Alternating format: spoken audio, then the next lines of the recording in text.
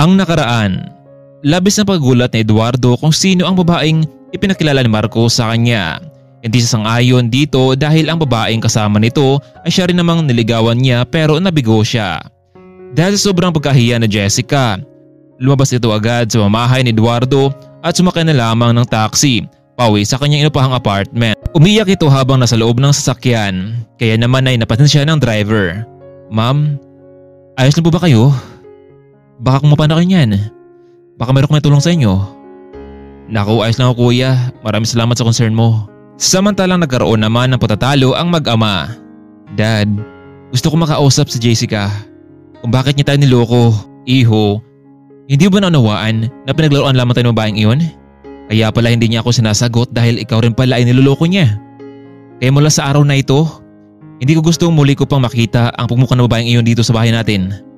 Dad, naging totoo naman si Jessica sa'yo, hindi ba? Hindi kanya sinagot dahil alam niyang wala siyang pagtingin sa'yo. Ako ang gusto niya. Ako ang mahal niya, Dad. Marco, sino bang masusunod? Ikaw o ako? Dad, hindi mo naman pwedeng pigilan ang taong nagmamahalan. Ikaw, at saan ka pupunta? Pupunta ako sa Jessica, Dad. Sige, gawin mo yan. Yung binabalak mo, pero sa oras na umalis ka dito sa bahay natin, huwag mo nang asahan pang makatapak ka muli dito. Hindi napigil itong si Marco. Tinuloy niya pa rin ang kanyang kagustuhan. Jessica, mag-usap tayo. Buksan mo ang pinto. Alam ko namang hindi mo yun sinasadya at nagkataon lamang na dalawa kaming nanligaw sa'yo. Please Jessica, kausapin mo ako. Lumabas itong si Jessica sa kanyang kwarto at hinarap itong si Marco. Tama na Marco, ayoko na. Pareho lamang tayo masasaktan kung ipagpatuloy natin ito.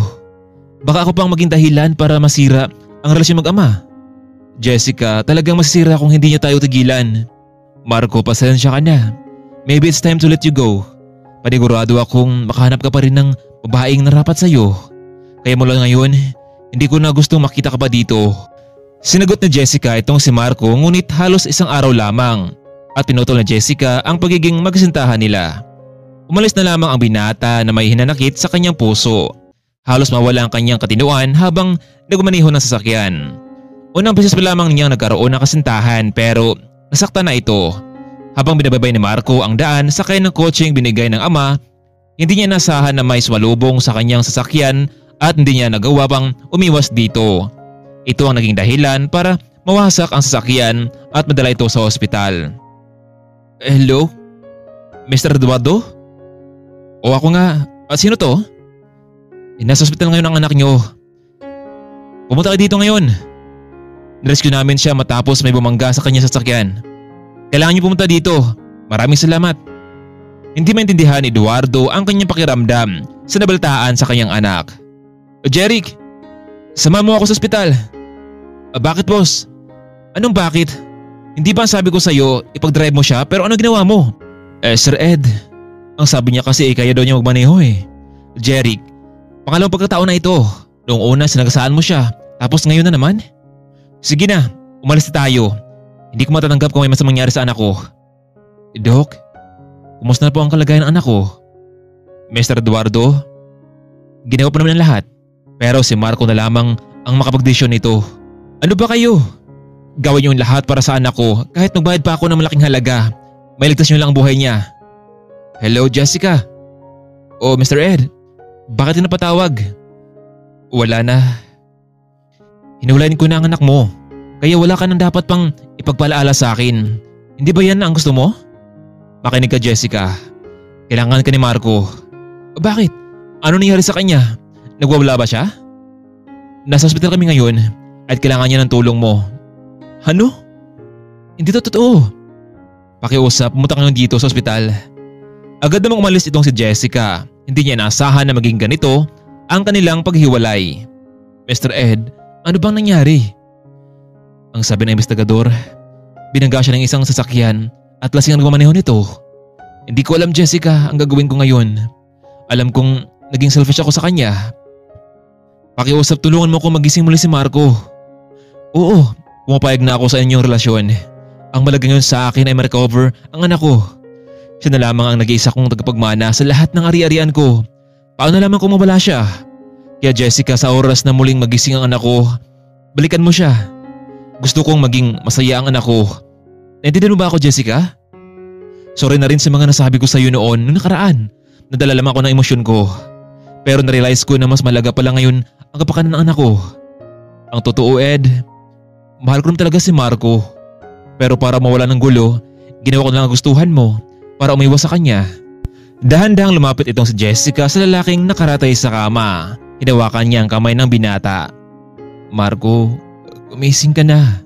Nandito na ako. Sorry kung nakapagsalita ako sa iyo ng hindi maganda. Mahal na mahal kita, Marco.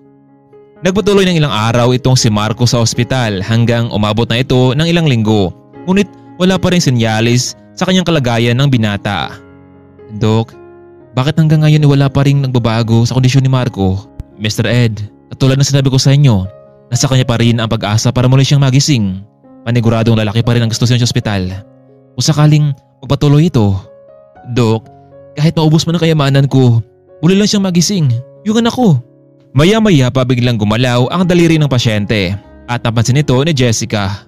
Mr. Ed, si Marco, gumagalaw ang daliri. Dok, tingnan nyo. Nurse, halika dito. I-check nyo pasyente. Mr. Ed, isang himala ito na muling nagising ang anak nyo. Maya-maya pa biglang bumuka ang mga mata ni Marco at nakita niya sa harapan ang kanyang ama. Dad, wala na kami, Jessica. Hiniwalay niya na ako. Marco, anak, huwag ka muna magsalita dyan. Huwag kang mag-alala dahil narito naman si Jessica. Ayan, nasa tabi mo. Hawak-hawak ang kamay mo. Mr. Marco, mabuti naman at nagising ka na. Alam mo bang nag-alala sa iyo ang mga mahal mo? Kaya magpagaling ka, ha? Mr. Ed, narito naman ang nurse lagi nakaantabay sa anak ninyo. Maraming salamat, Doc. Anyway, kailangan mo nang magpahinga ng pasyente, Mr. Javier. Pero kailangan pa rin niyang may magbantay dito. Sige, Doc. Jessica na lamang bahala sa kanya. Paano, Jessica? Ipagkatiwala ko sa iyo ang anak ko. Pero pa kasi akong kailangan sa meeting eh. Maya-maya ibabalik din ako dito. Umalis na sila samantalang si Marco naman at Jessica ang naiwan na lamang sa kwarto. Mabuti naman, Jessica, at narito ka. Marco, huwag ka muna magsalita. Magpahinga ka muna. Narito lamang ako sa iyo. Sasamahan kita.